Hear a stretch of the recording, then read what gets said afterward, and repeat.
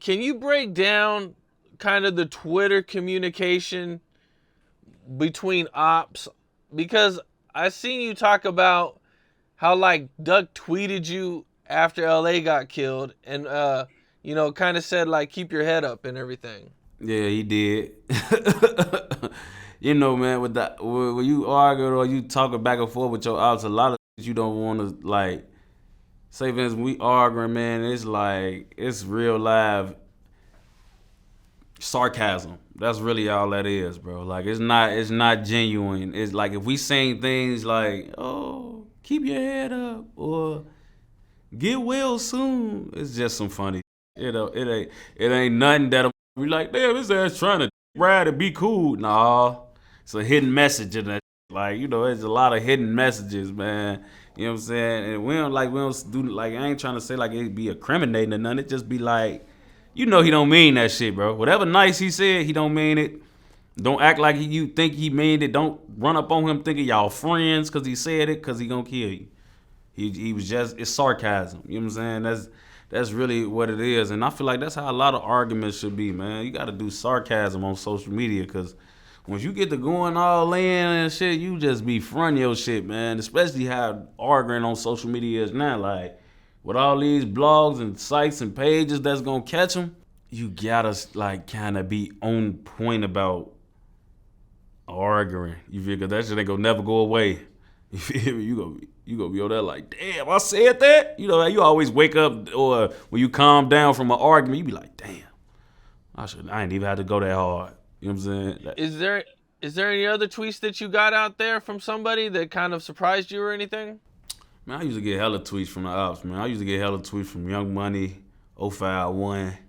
You know what I'm saying? I used to get hella tweets from but nobody who really I stand out. Just I remember all the ops just always tweeting us sarcasm all the time.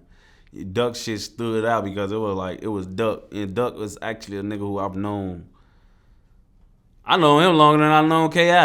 So it's like him, me and his beef. It was just like it was always a little more sarcasm and like funny shit and shit he say or we say to each other. Cause when you know a nigga since you was like 9 or 10, it's like you just be like, and he become a op. It's like, nigga, we beefing, but nigga, get the fuck off. We used to hoop, man. Stop playing with me.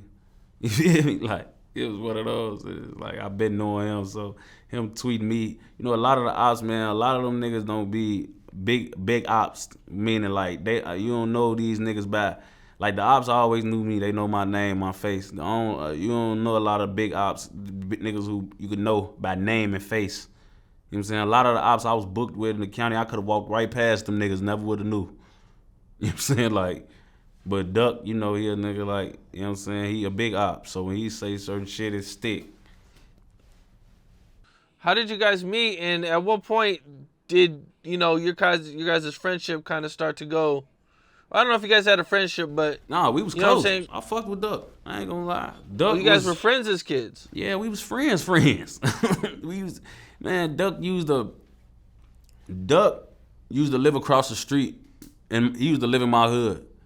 Duck used to live across the street. We had a YMCA in the hood on 63rd and Wabash, and it was a animal shelter across the street, and it was one apartment building next to that shelter, and he lived in it.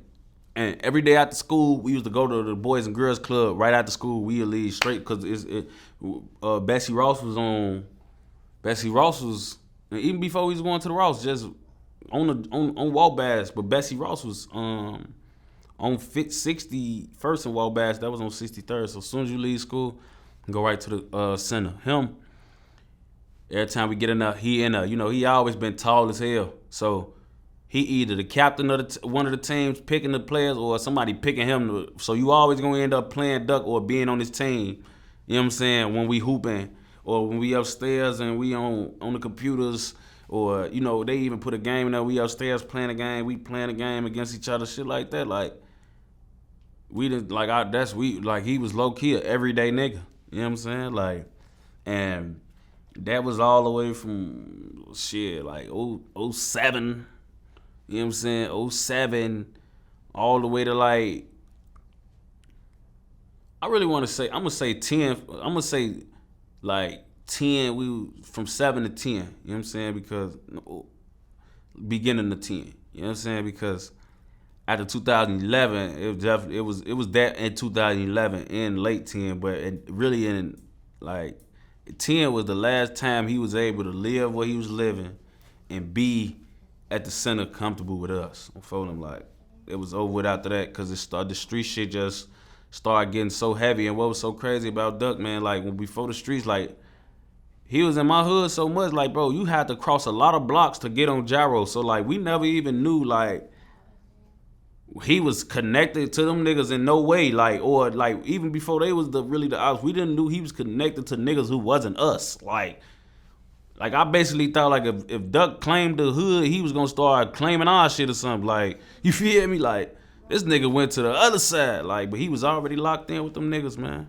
What was things like after, things kind of got tense between your guys' hoods, man? Did you ever run into him after that or see him or anything?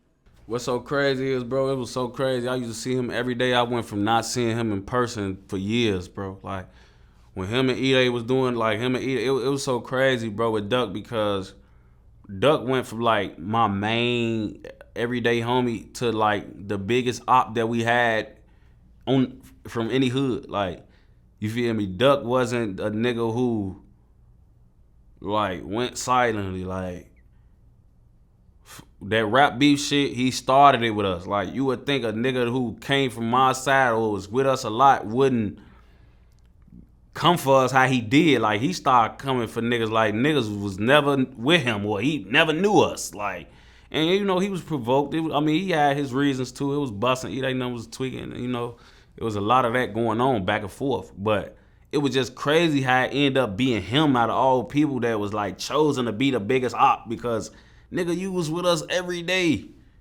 Like, he was with us every day, gang. Like, so me seeing him, me watching these videos, because him and E-Day going back and forth, they making song, got the song, like, me knowing the back history of him and me being with him, it was just like every time, like, wow, bro, like, cause Duck was like he wasn't no bitch ass nigga or no nigga who you wouldn't want to hang with every day or you wouldn't want to be with. He a nigga who you want to be with when the fight start or shit like that. Like, it wasn't no bitch ass nigga from. That was another reason why I was crazy, cause like I knew once we got into 204, it was gonna be like, yeah, motherfucker gonna really have to clap folk, cause he not gonna duck his shit. You know what I'm saying? Like, he not gonna duck his shit. He gonna keep coming, keep tweaking, keep rapping, making shit. He gonna keep doing it. You know what I'm saying? So it was just tough, folk, because that was like a lot of niggas from the hood knew Duck personally. Like, been around every day personally. Like, especially niggas who was Front Street and 600, because that was who was in the center in the Boys and Girls Club every day. You know what I'm saying?